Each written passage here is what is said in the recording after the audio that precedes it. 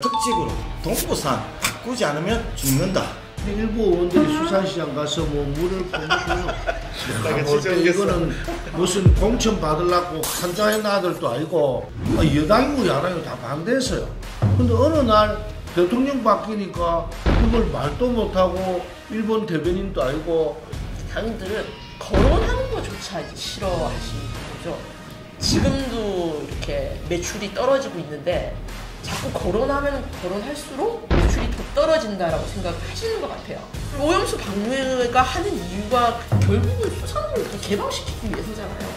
그런데 이 박 시장은 자기도 꿈이 있다 하면서 눈치 없이 참모 부시장도 앞장 들어서가지고 계담이나 선동을 하는 거 보면은 그 의리도 없고 그것도 명분도 없고 실리 좋은 서울시장이라든지 대구시장은 자기 대우에서 충분히 이탈했는데 이탈하지도 않고 이 친구들은 명분도 잃고 실리도 달고 있다. 니 아직도 모르나? 부산, 경남, 휴대폰, 인터넷 치대 지원, 통신생활 아이가 1522-1784 바로 전해봐라. 통신의 모든 것 슬기로운 통신생활. 네, 안녕하세요. 쌤TV 부산 바꿔야 바뀐다 김덕규입니다. 자, 오늘은 저희가 지금 거의 한 2달 이상 방송을 하다 보니까 나름 이제 여러 얘기들이 많이 나오고 있습니다. 특히 진짜 말 못할 줄 알았던 윤준호 의원님이 저렇게 말을 잘한다고. 사실은 그 편집의 힘도 좀 있습니다. 강용영 변호사님은 사실은 말씀을 안 하실 줄 알았대요. 그냥 차분하고 할 줄 알았더니 아 역시나 변호사 하시구나 라는 냉철함과 편집의 힘입니다. 네, 그리고 두 분의 케미가 참 잘 맞다라고 이렇게 이야기도 많이 하시고, 오늘은 저희가 특집으로 동부산 바꾸지 않으면 죽는다. 특히나 이분은 몇 번 나오셨거든요. 아직도 저는 그런 생각들. 그냥 옆집에 계신 아저씨.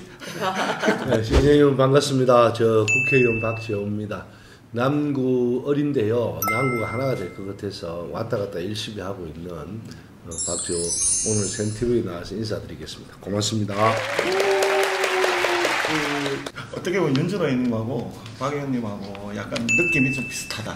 옆집에 사는 그냥 스레퍼 신고 만나는 그 차에서 그냥 막걸리 한잔 할 수 있는 아주 형 같은 분인 것 같아요. 옆집 아저씨가 멀리 갔다 오셨어요. 그렇죠. 잠깐 이야기 좀 해주시죠.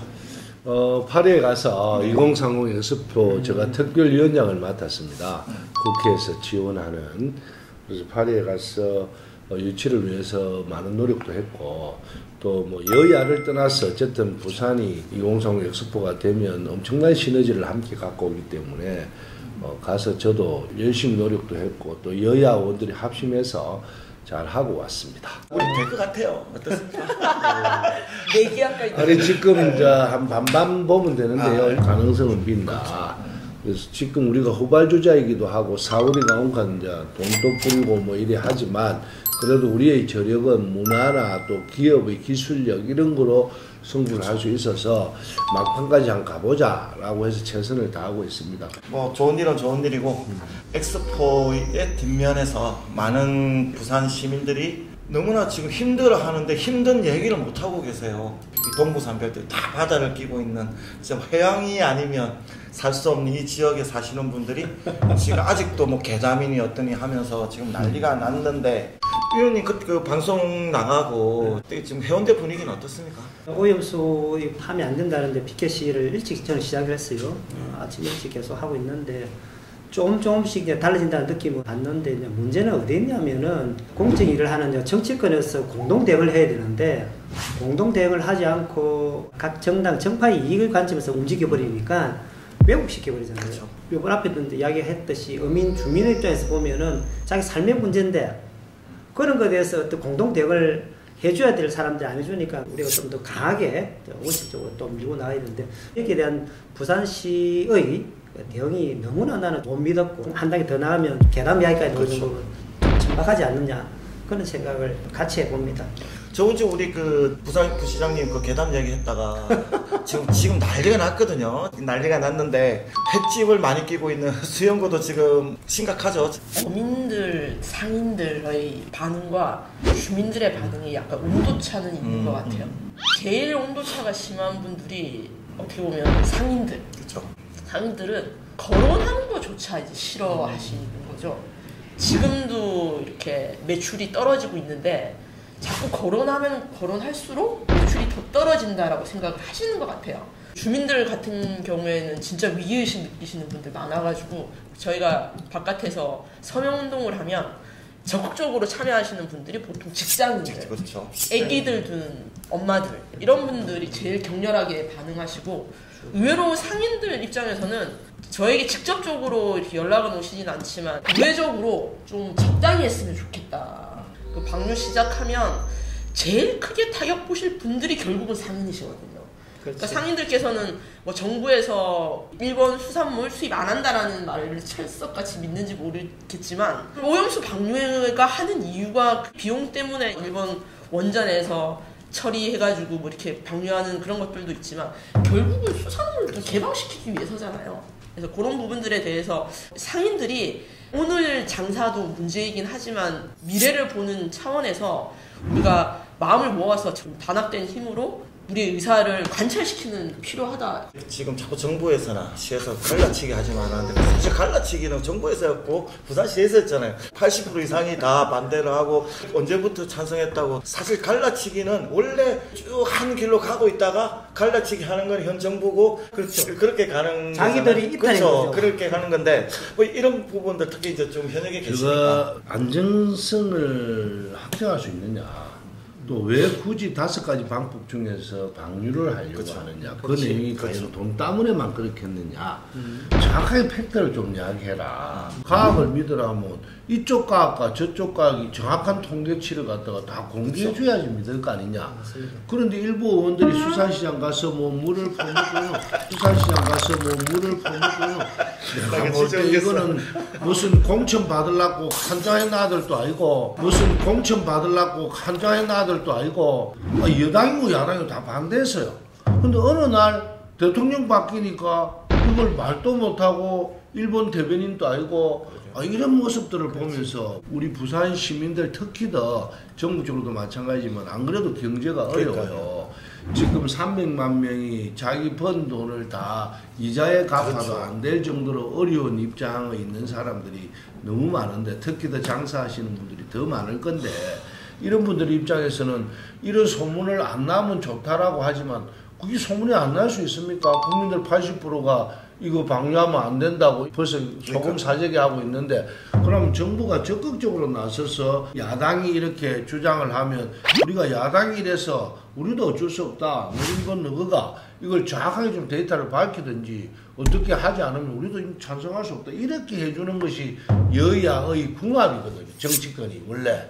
그런데 이런 거는 아예 생각도 안 하고 그쪽 단위라는 지도부가 안주까지 방류도 안 한 물도 묻고 해를 물어 다닌다 하고 이러면서 또 괴담이라 하고 이렇게 하니까 국민들이 볼 때는 이 정치권이 더 우스운 거죠. 자기들이 갈라치기 한다고 그런 뭐라 했는 놈들이 이제는 자기들이 국민을 완전히 갈라치기 하는 모습으로 들어가는 참 안타깝다는 생각이 많이 들죠. 우리 그런 얘기 했었잖아요. 어떻게 부시장이라는 사람이 이걸 괴담으로 갈라치기를 그런 말을 하면 안 되는 거잖아요. 아니, 어떻게 부산시장이나 부산에 있는 공무원 집단은 그런 그렇죠. 이야기를 하면 안 아니, 되는 근데도 정치가 하는 이야기지.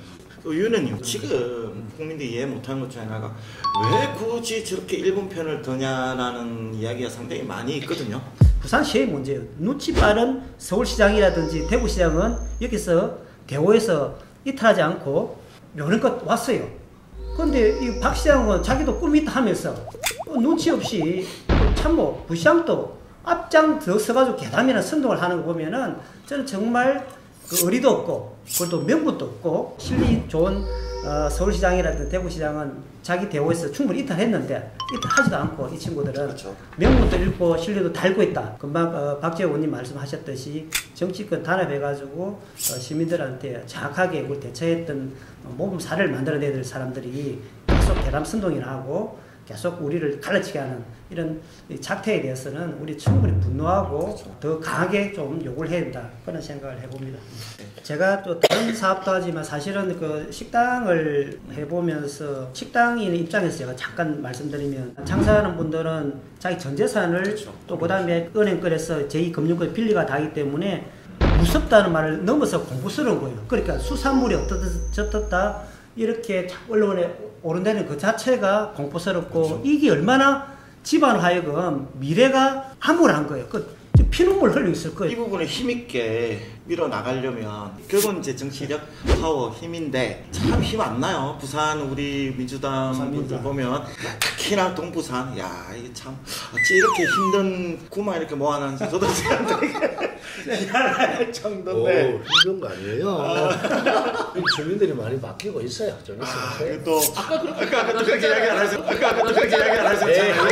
하면 자, 그래서 또 자아성찰을 해야 되는 거잖아요. 전체적인 분위기는 민주당에 상당히 좋아요. 이제 지금 뭐 여러 가지로 여권들이 하는 짓이 보면 약간 꼬여가지고 지금 근데 그만큼 또 지지율이 높지는 않아. 40% 이상으로 민주당 지지율이 올라갔는데 피부에는 잘 안 느껴지는 것 같아요.